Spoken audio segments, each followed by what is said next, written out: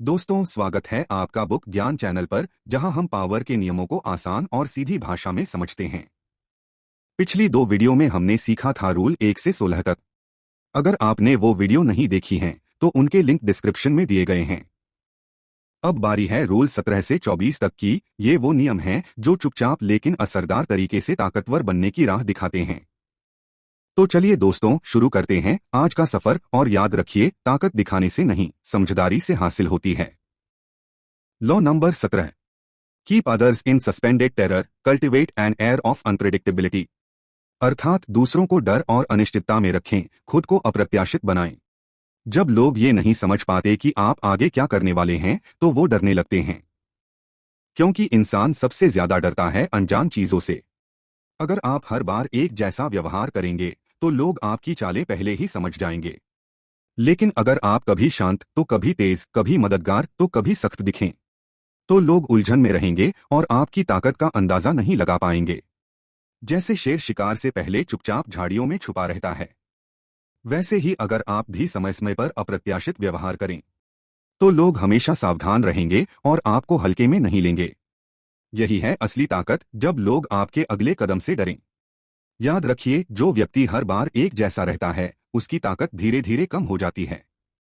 लेकिन जो रहस्य बनाकर चलता है, वही असली खिलाड़ी बनता है। Law number 18। Do not build fortresses to protect yourself, isolation is dangerous. अर्थात अपने आप को सुरक्षित रखने के लिए किले मत बनाओ, अलगाव खतरनाक है।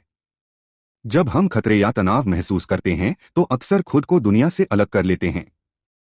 लेकिन यह अलगाव हमें कमजोर बना देता है, क्योंकि जब हम दूसरों से कट जाते हैं, तो जरूरी जानकारी और समर्थन से भी दूर हो जाते हैं। जैसे एक राजा अगर अपने किले में बंद हो जाए, तो वह जनता की समस्याओं से अनजान हो जाता है, और जब विद्रोह होता है तो उसे पता भी नहीं चलता। इसलिए हमेशा लोगों के बीच रहो, बातचीत करो और संबंध बनाए रखो, क्योंकि ताकत सामाजिक संपर्क में है, न कि अकेलेपन में। यही है असली ताकत, जब आप लोगों के बीच रहकर भी अपनी शक्ति बनाए रखते हैं। याद रखिए, जो व्यक्ति खुद को दुनिया से काट लेता है, वह अपनी ताकत भी खो देता है। लेकिन जो लोगों के बीच रहकर अपनी समझदारी से काम लेता है, वही असली खिलाड़ी बनता है। Law number 19। Know who you are dealing with, do not offend the wrong person. अर्थात जानिए आप किससे निपट रहे हैं, गलत व्यक्ति को नाराज न करें। दुनिया में हर इंसान अलग होता है। किसी को मजाक पसंद है, तो कोई छोटी सी बात पर भी बुरा मान जाता है। इसलिए हर किसी के साथ एक जैसा व्यवहार करना खतरनाक हो सकता है। अगर आप गलत व्यक्ति को नाराज कर देते हैं, तो वह आपकी जिंदगी मुश्किल बना सकता है। कुछ लोग तुरंत बदला लेते हैं, तो कुछ चुपचाप इंतजार करते हैं और सही समय पर वार करते हैं। तो क्या करना चाहिए? पहचानिए कि आप किस तरह के व्यक्ति से बात कर रहे हैं। समझिए उनकी भावनाओं और प्रतिक्रियाओं को।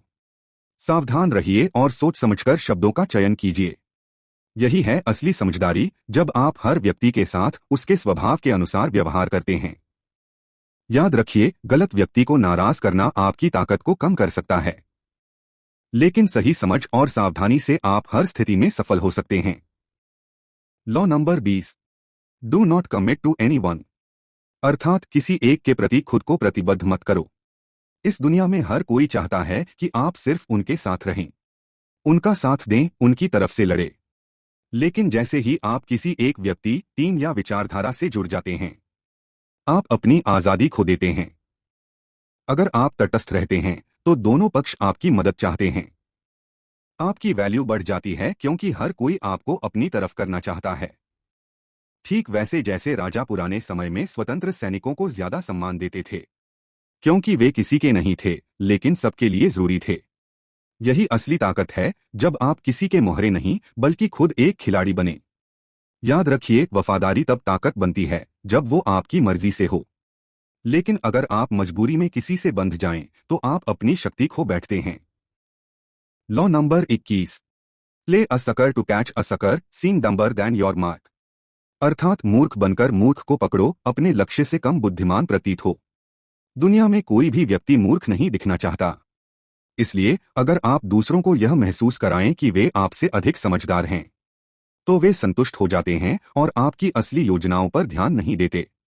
जब आप जानबूझकर खुद को भोला या कमजोर दिखाते हैं, तो सामने वाला आपको कम आंकता है और अपनी सुरक्षा में ढील देता है। इससे आपको अपनी योजना को सफल बनाने का मौका मिलता है। उदाहरण, प्रशिया के मंत्री बिस्मार्क ने ऑस्ट्रिया के काउंट ब्लोम को एक संधि पर हस्ताक्षर करने के लिए धोखा दिया। बिस्मार्क ने जानबूझकर कार्ड गेम में गलतियां की और खुद को मूर्ख साबित किया, जिससे ब्लोम ने सोचा कि बिस्मार्क कोई चाल नहीं चला सकता। अगले दिन ब्लोम ने बिना संधि पढ़े उस पर हस्ताक्षर कर दिए, जो ऑस्ट्रिया के लिए नुकसानदायक साबित हुई। जब आप दूसरों को खुद से अधिक समझदार महसूस कराते हैं, तो वे आपकी योजनाओं पर शक नहीं करते और आप उन्हें आसानी से मात दे सकते हैं। याद रखिए, असली ताकत हमेशा दिखावे में नहीं होती। कभी कभी खुद को कमजोर दिखाकर आप सबसे बड़ा खेल जीत सकते हैं। Law number 22, use the surrender tactic, transform weakness into power. अर्थात समर्पण की रणनीति अपनाएं, कमजोरी को ताकत में बदलें। जब आप किसी से कमजोर हो तो सीधे टकराने की बजाय समर्पण करना एक चतुर चाल हो सकती है। समर्पण का मतलब हार मानना नहीं है, बल्कि यह एक रणनीतिक विराम है। समर्पण से फायदे: समय मिलता है अपनी ताकत बढ़ाने और योजना बनाने के लिए। विरोधी को भ्रम होता है कि आपने हार मान ली है, जिससे वह लापरवाह हो जाता है। आपको मौका मिलता है सही समय पर वापसी करने का। उदाहरण, जब नेपोलियन ने रूस पर आक्रमण किया तो रूसी सेना ने पीछे हटने की रणनीति अपनाई। उन्होंने नेपोलियन को रूस के अंदर खींच लिया, जहां कड़ाके की सर्दी और लंबी आपूर्ति लाइनों ने फ्रांसीसी सेना को कमजोर कर दिया।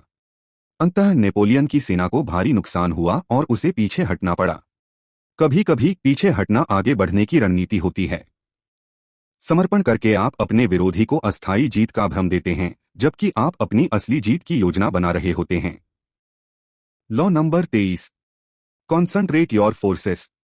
अर्थात अपनी ताकत को केंद्रित करें। जब आप अपनी ऊर्जा और संसाधनों को कई दिशाओं में बांटते हैं तो आपकी ताकत कमजोर हो जाती है।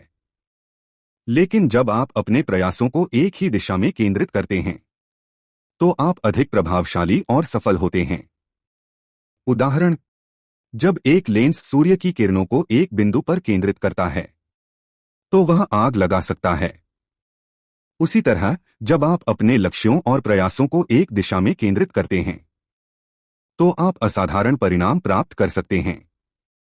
इसलिए अपने लक्ष्यों को स्पष्ट करें, अपने प्रयासों को एक ही दिशा में केंद्रित करें, विचलित करने वाले तत्वों से बचें। यही है असली ताकत, जब आप अपनी ऊर्जा को एक दिशा में केंद्रित करके महानता प्राप्त करते हैं। Law number 24, play the perfect courtier. अर्थात परफेक्ट दरबारी की तरह व्यवहार करें। दरबारी वह व्यक्ति होता है जो राजा के निकट होता है और अपनी बुद्धिमानी, विनम्रता और चालाकी से अपने लिए और राजा के लिए फायदे लेकर आता है। वह हमेशा अपने स्वार्थ को छुपाकर दूसरों की बातों को ध्यान से सुनता है, सही समय पर अपनी राय देता है और किसी भी परिस्थिति में अपना आपा नहीं खोता। परफेक्ट दरबारी बनने का मतलब है कि आप दूसरों की भावनाओं और मनोदशा को समझें, उनका सम्मान करें और अपनी बातों को इस तरह रखें कि कोई बुरा न माने। इससे आपके आसपास के लोग आपकी तारीफ करते हैं और आपकी बातों को गंभीरता से लेते हैं। इसके साथ ही दरबारी को चाहिए कि वह अपने खेल को समझदारी से खेले, बिना दिखावे के अपनी ताकत बढ़ाए और किसी के साथ भी रिश्ते बनाए। जो लोग ऐसे होते हैं वे धीरे धीरे अपनी पकड़ मजबूत कर लेते हैं, क्योंकि वे कभी भी अहंकार में नहीं रहते और हमेशा लोगों के बीच सहयोग और समझदारी बनाए रखते हैं। इसलिए सीखिए कि कैसे सही वक्त पर बोलना है, कब चुप रहना है और किस तरह लोगों के मन की बात समझकर अपनी चाल चलनी है। यही परफेक्ट दरबारी की खासियत होती है, जो उसे सत्ता की दुनिया में जीत दिलाती है। तो दोस्तों, आज हमने द 48 लॉज ऑफ पावर की लॉज 17 से 24 तक की चर्चा की। हर नियम ने हमें सत्ता, रणनीति और मानव व्यवहार की गहराइयों से परिचित कराया। यदि यह वीडियो आपको पसंद आया हो तो कृपया लाइक और सब्सक्राइब करें। नीचे कमेंट करके बताएं कि आप किस विषय पर अगला वीडियो देखना चाहेंगे। अगले वीडियो में हम लॉज 25 से 32 तक की चर्चा करेंगे। तब तक के लिए अपना ध्यान